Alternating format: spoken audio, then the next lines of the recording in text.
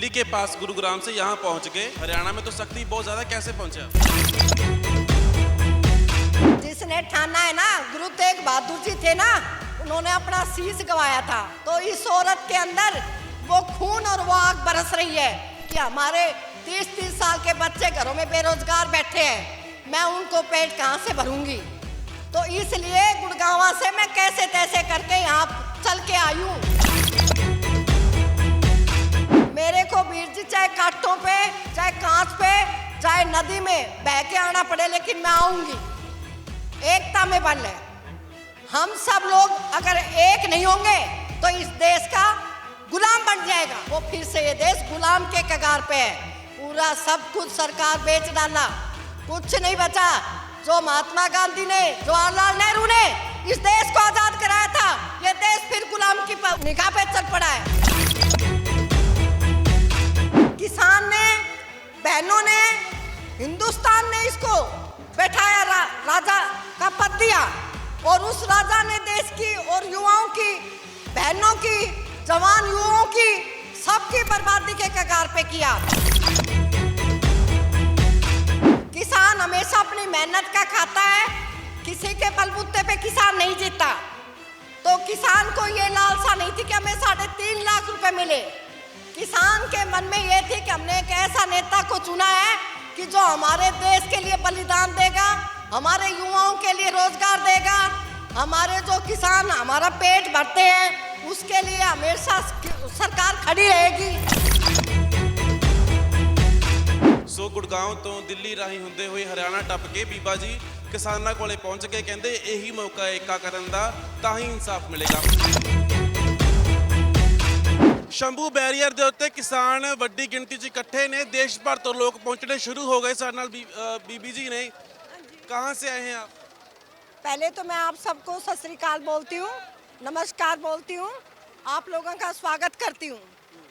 मैं हरियाणा गुरुग्राम से आई हूँ और मैं 3 साल से ये सोच रही थी कि ये टाइम कब आएगा इस देश को सुधारने के लिए, और इस जो अब इंडिया के अंदर हो रहा है भारतवर्ष में, क्योंकि 10 साल के बीच में हमारे देश में जो भी काम हुआ वो सब गलत हुआ, और हम आम जनता ने, किसान ने, बहनों ने, हिंदुस्तान ने इसको बैठाया, राजा का पद दिया, और उस राजा ने देश की और युवाओं की, बहनों की, जवान युवाओं की सबकी बर्बादी के कगार पे किया।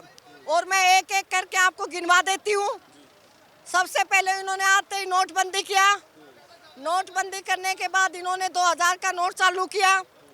पहले सबको बहलाया, फुसलाया, बरगाया कि हर किसान के खाते खुलवाओ और उसमें 3.5 लाख रुपए आएंगे। और फिर उसके बाद किसी किसान के खाते में, किसी बहनों के खाते में एक चवन्नी नहीं आई। किसान हमेशा अपनी मेहनत का खाता है, किसी के बलबूते पे किसान नहीं जीता। तो किसान को ये लालसा नहीं थी कि हमें 3.5 लाख रुपए मिले।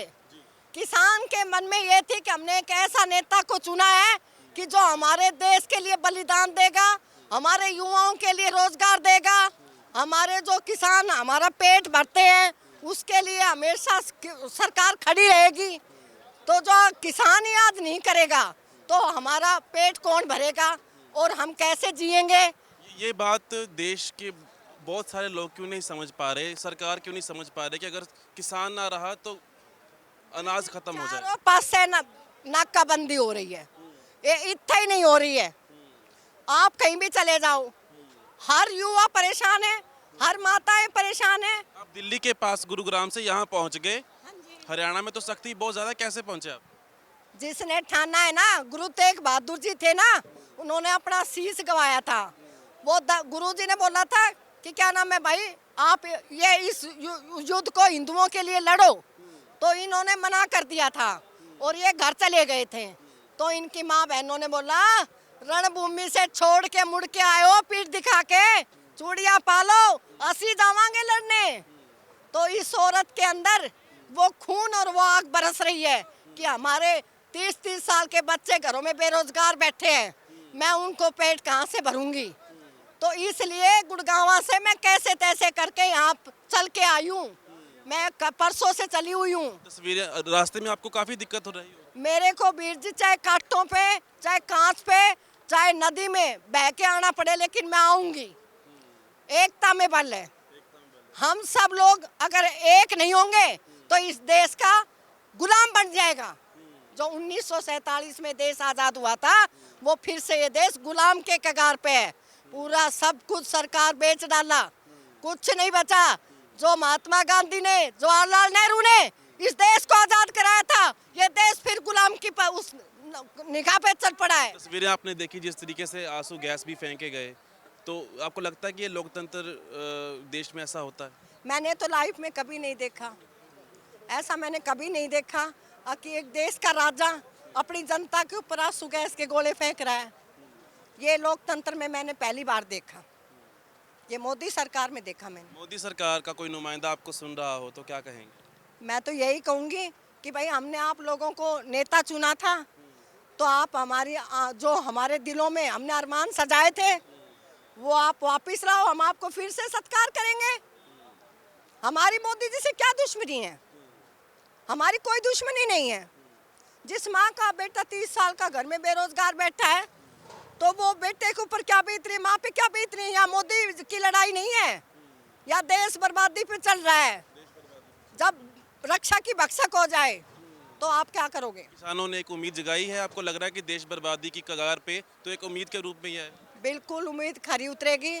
पूरा भारतवर्ष किसान के साथ है और ये उम्मीद आपके लिए पूरी मतलब धरातल पे खरी उतरेगी। ਬਹੁਤ ਬਹੁਤ ਧੰਨਵਾਦ, ਤੁਸੀਂ ਗੱਲਬਾਤ ਕੀਤੀ।